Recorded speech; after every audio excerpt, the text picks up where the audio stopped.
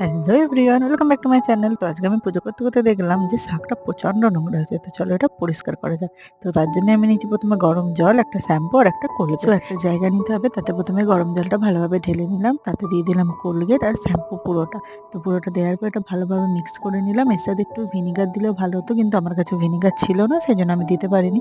তোমরা চাইলে এটা দিতেও পারো। তারপরে শাকটাকে ভালোভাবে ভিজিয়ে নিতে হবে। আর এটা যেহেতু একটু বড় শাক, তো জায়গাটা একটু ছোট হয়ে গিয়েছিল, তো ওই জন্য আমি একটু ভালোভাবে হাতে করে এটা ভিজিয়ে দিচ্ছিলাম। তো পরে আমি জায়গাটাও চেঞ্জ করে দিয়েছিলাম, আর দেখো এখনও অনেকটা পরিষ্কার হয়ে আসছে, মানে নোংরাটা উঠছে, জলটা অলরেডি কালো হয়ে গেছে।